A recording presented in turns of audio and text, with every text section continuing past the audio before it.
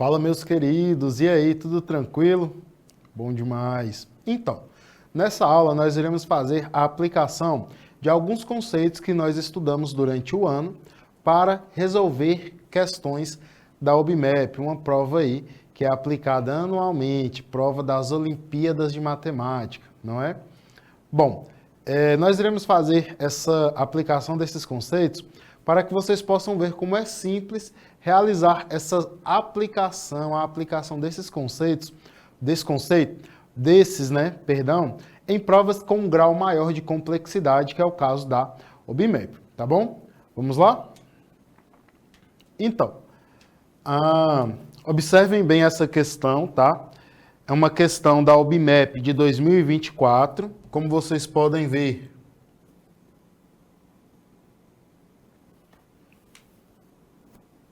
Como vocês podem ver, é a 12ª questão da prova, tá?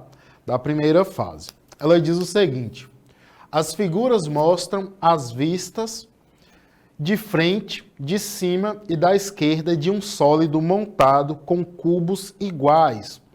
Quantos cubos tem esse sólido? Observem um pouquinho essas vistas, essas perspectivas, tá? E que nós temos a perspectiva olhando de frente, nós temos a perspectiva olhando de cima e temos também a perspectiva olhando da esquerda. E aí vocês conseguem determinar quantos cubos estão formando esse sólido só com base nessas vistas? É bem simples, tá, pessoal? Só de olhar aí nós conseguimos sim identificar quantos cubos estão formando esse sólido. Aqui nós temos algumas alternativas. Qual é a melhor maneira de resolver essa questão? Chutando a resposta correta? Não. O caminho não é chutar, tá bom? Afinal, vocês estudam muito, são bem inteligentes, tá? E conseguem resolver facilmente essa questão. Vamos ver, então, como se faz essa resolução. Observe o seguinte. Nós temos aqui ainda a mesma questão e para fazer a resolução dela, nós iremos usar como base a perspectiva de cima, tá? Para deixar mais claro, certinho? Bom, temos então aí a nossa perspectiva de cima, ok? Então, pessoal, agora nós iremos analisar esse conjunto aqui. A perspectiva de cima e a perspectiva da esquerda, tá? Observe o seguinte, a perspectiva de cima dessa figura aí para a gente com formato de uma letra I, não é? Bom, observe o seguinte, vamos começar por essa fila inferior, a fila que está embaixo. Observem que a perspectiva de cima, que é essa daqui, mostra para a gente que nessa fila inferior nós temos 3 cubos, um ao lado do outro, ok? Então, nós já sabemos aí que nós temos um total de 3 cubos. Agora nós precisamos verificar se são somente esses 3 cubos, se não existe um cubo em cima do outro. Porque aí, se tiver um cubo em cima do outro, nós não teremos somente 3 cubos um ao lado do outro, e nós teremos que contar os cubos que estarão acima dos demais, ok? Então, pessoal, nós faremos isso analisando a vista da esquerda. E aí fica bem simples, ó. Nós temos aqui essa última, a fila inferior, que é a fila que está embaixo. Agora nós iremos observar na vista da esquerda. Olhando pela esquerda, essa fila aqui está posicionada exatamente aqui. E ao olhar para cá, nós podemos observar que não existe cubo sobre o outro. Ou seja, nós teremos apenas esses 3 cubos, tá? Porque a visão da esquerda, a perspectiva da esquerda, diz para a gente que não há cubos um sobre o outro para essa fila inferior, tá? Então, nós já temos o seguinte.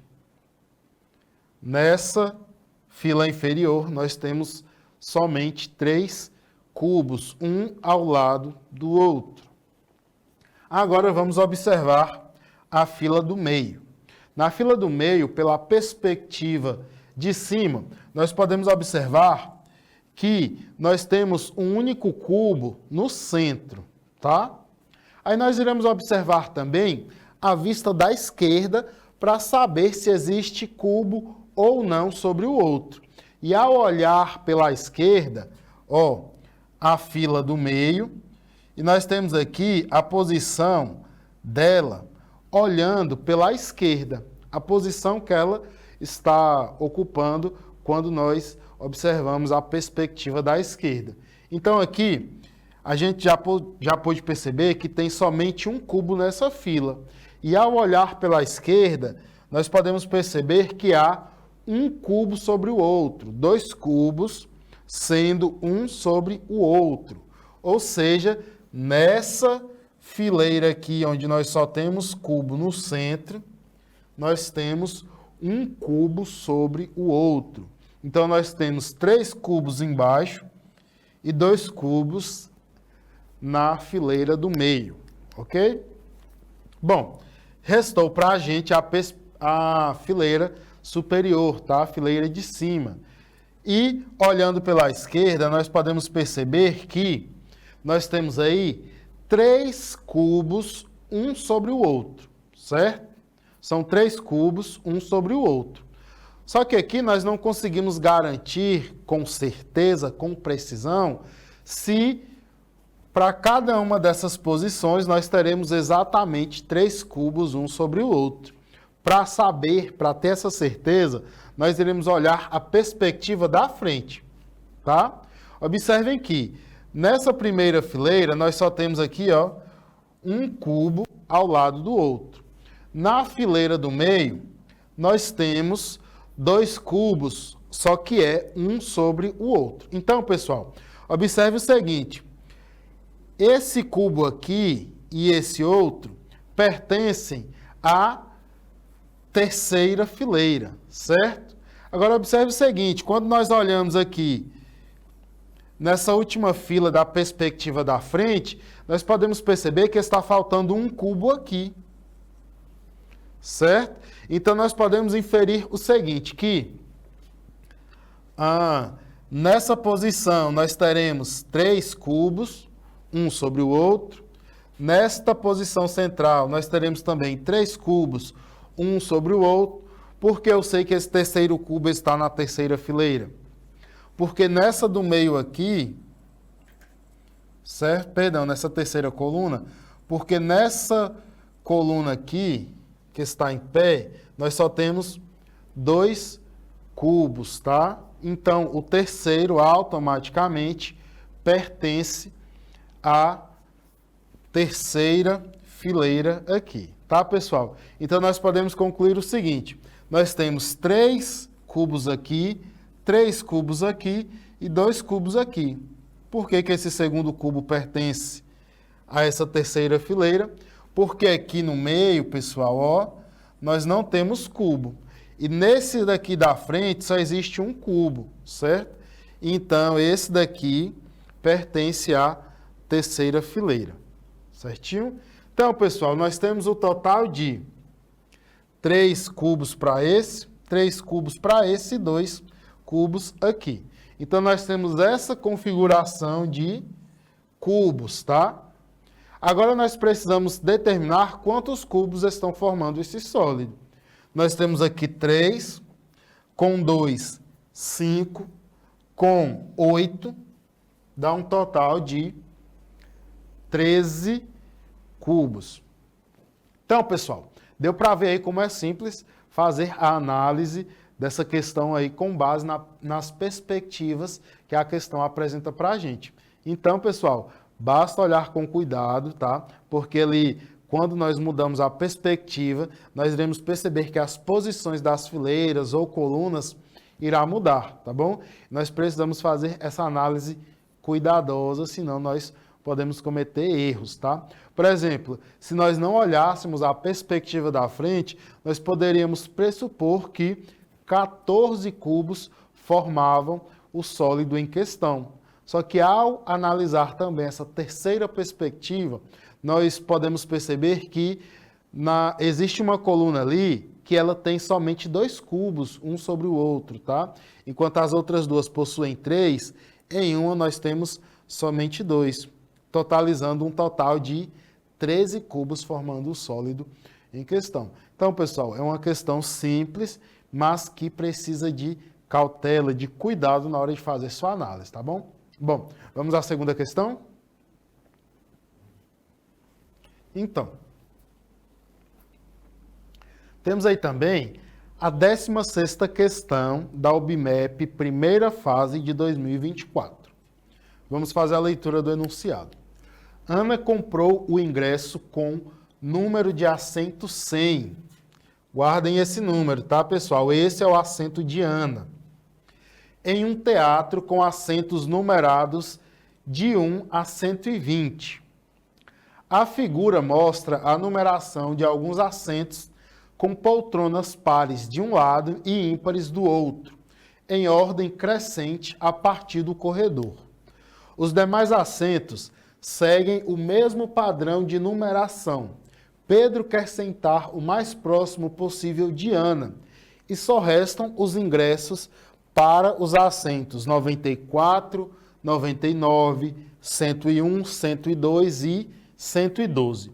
Qual é o número do assento que Pedro deve comprar? E aí, pessoal, quero que vocês observem com cuidado. Nós temos aqui uma imagem que representa aí essas poltronas. Agora, observe o seguinte, a questão diz que as poltronas mantêm um padrão, a numeração dessas poltronas, ou seja, essa primeira poltrona nessa fileira aqui, tá? Vamos chamar de coluna, tá? Fileira e coluna.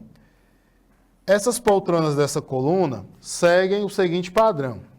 A primeira é a poltrona 1, a segunda é a poltrona 21, e se o padrão é mantido, a terceira será 20 unidades acima, ou seja, a poltrona 41, a quarta 61 e assim sucessivamente, tá? Bom, a questão diz também que as poltronas são numeradas de 1 a 120. Ou seja, a poltrona 120 é a última poltrona, certo? Então, nós podemos fazer o seguinte, se eu sei que a última poltrona é a 120 e elas vão, a partir daqui, das poltronas da frente, elas vão aumentando de 20 em 20, então, para eu saber qual é a primeira poltrona dessa coluna aqui, nós iremos subtraindo 20 até que não seja mais possível subtrair 20. Por exemplo, a última poltrona é 120 e ela está na última coluna. Então, vamos lá. 120 menos 20, 100. Já sabemos que a poltrona de Ana, que é a poltrona 100, está na última fileira, na última coluna lá do lado par. Por quê? 120 é a última poltrona e Ana está na poltrona 100. Então, poltrona de Ana é 100, a poltrona que está atrás será 120, porque elas vão aumentando de 20 em 20. Então, pessoal, 120 menos 20, 100, menos 20, 80, menos 20, 60, menos 20, 40, menos 20, 20. Se eu subtrair 20, fica 0. E nós não temos a poltrona 0. Ou seja, nós sabemos que do lado par, as poltronas, as primeiras poltronas, vão até o número 20. Vai de 2 a 20. Ou seja, nós temos aí 10 poltronas desse lado e, como consequência, nós teremos também 10 poltronas desse outro lado, que serão as poltronas ímpares, de 1 a 19. Ok? Então, pessoal, nós temos essas demais informações aqui também, tá? Nós já descobrimos aí que a poltrona de Ana está na mesma coluna que a poltrona 120, ou seja, ela está sentada na última coluna, certo? E aí nós precisamos observar o seguinte agora. Nós sabemos que de um lado nós temos poltronas pares e do outro nós temos poltronas ímpares. E nós precisamos saber qual é o número do ingresso da poltrona que Pedro deve comprar para sentar mais próximo de Ana. E aí nós vamos fazer a seguinte análise, tá? Observem aí. Eu trouxe para vocês uma tabela com a numeração de todas as poltronas. Como eu já falei, nós sabemos que Ana está sentada aqui.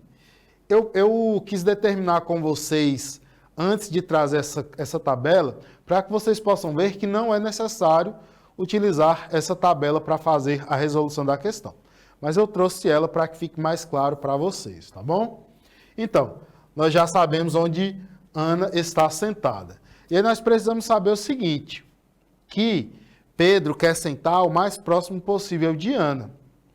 E ele deve comprar um desses 5 ingressos, com uma dessas 5 numerações, tá? Agora observe o seguinte, de um lado nós temos poltronas pares e do outro poltronas ímpares. Então, o que é que nós vamos fazer?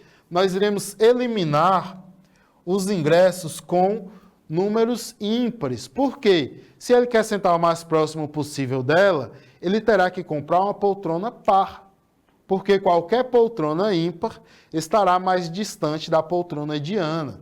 Então, pessoal, nós temos que eliminar essas duas alternativas aí, essas duas opções, 99 e 101, porque elas já estão mais distantes de Ana aí, por definição, ok? Então, resta para a gente 94, 102 e 112, ok?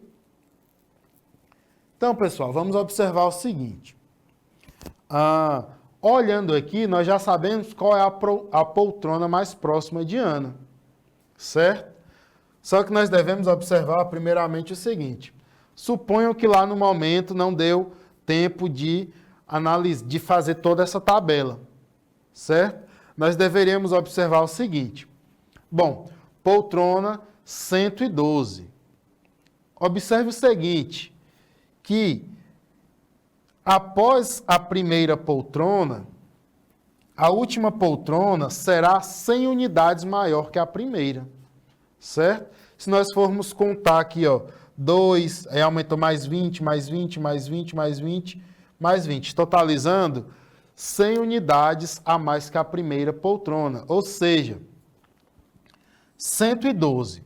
Se eu subtrair 100, vai parar no 12, certo? Ou seja, é a 6ª fileira, tá bom?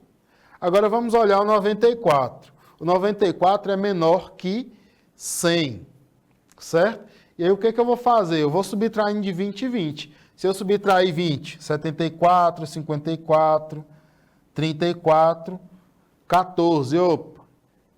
Ana está na 10ª fileira e a poltrona 94 está na 7ª fileira. É uma candidata forte para ser a mais próxima de Ana. Só que nós temos que observar o seguinte. Qual posição está de fato mais próximo dela? E aí, se nós não tivéssemos essa tabela, nós iríamos observar o seguinte.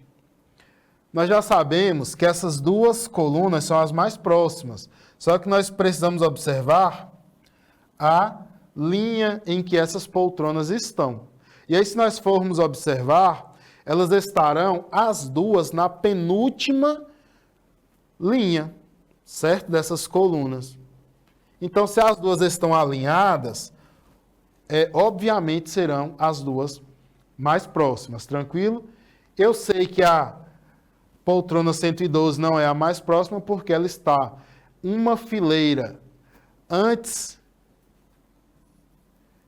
da poltrona 94 e, além disso, ela está em uma linha diferente da poltrona 100, perdão. Agora, suponham que fosse outra poltrona qualquer diferente da 94, ela estaria mais distante, tá, pessoal? Mais distante, que eu digo, em relação às poltronas. Se ela tivesse aqui, por exemplo, as duas estariam aí quase que a mesma distância da poltrona, ok? Então, pessoal, dá para fazer uma série de análises aí, mas o mais aconselhável era eliminar primeiramente as poltronas ímpares, tá? Sobrariam para a gente, então, 3 alternativas. A poltrona 102 nós eliminamos porque ela está na primeira fileira, enquanto que a poltrona 100 está na última. Então, ela também é uma das poltronas mais distantes aí.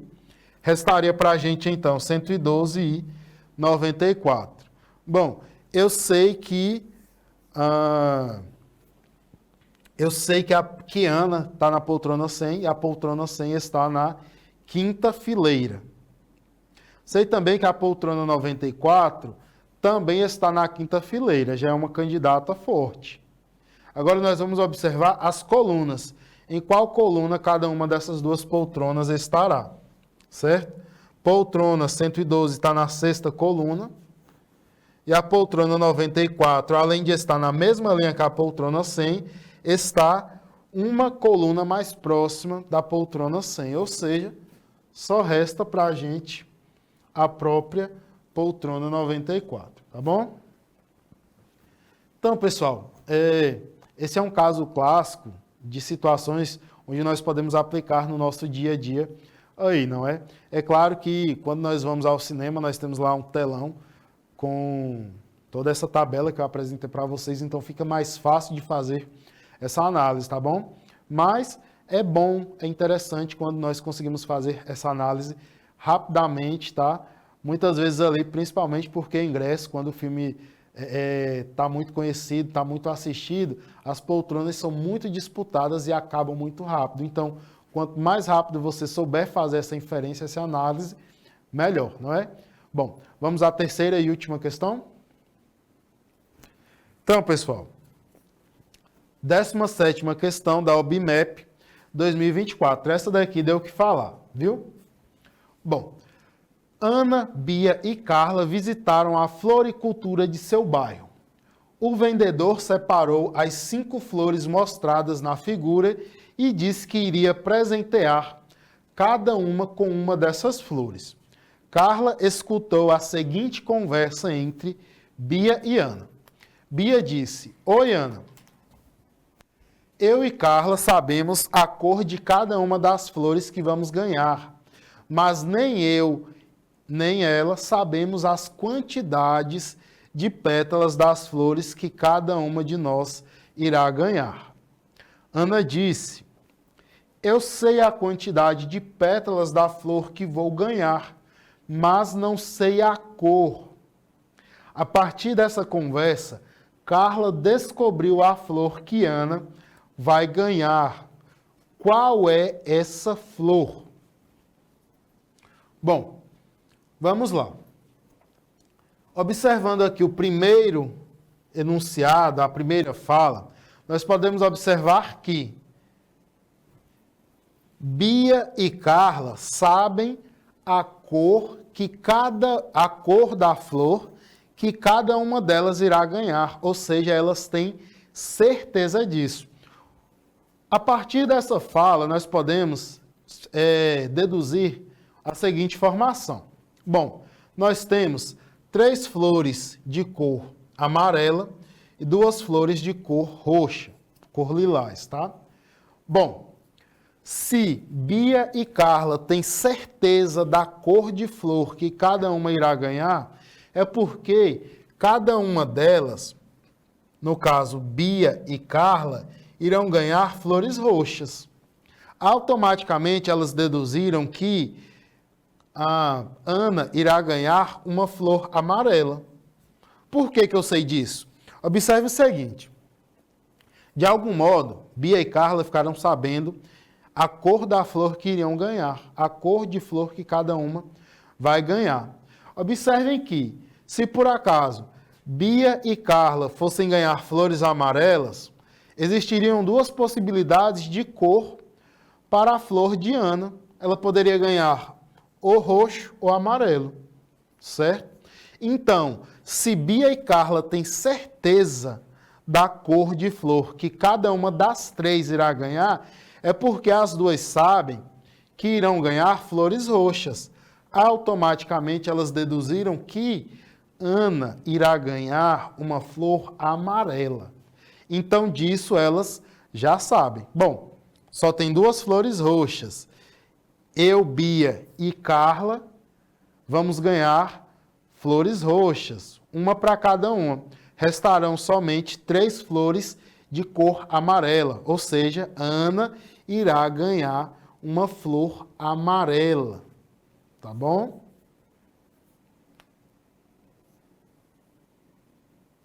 Ótimo. Como eu coloquei aqui, conseguiram observar? Bia e Carla, de algum modo, ficaram sabendo a cor da flor que irão ganhar e ficaram sabendo que é roxo. Então, nós já temos uma informação muito importante. Elas irão ganhar flores roxas. Agora, da segunda fala, nós podemos extrair a seguinte informação. Ana disse que sabe a quantidade de pétalas da flor que ela vai ganhar, mas ela não sabe a cor. Observem comigo. Se Ana fosse ganhar uma flor com 4 pétalas, ela teria dúvida de qual flor ela iria ganhar? Não, porque nós só temos uma única flor com 4 pétalas. E se fosse 5 pétalas, ela também não teria dúvida, porque só tem uma flor com 5 pétalas. Da mesma forma, a flor de 6 pétalas, ela não teria dúvida alguma.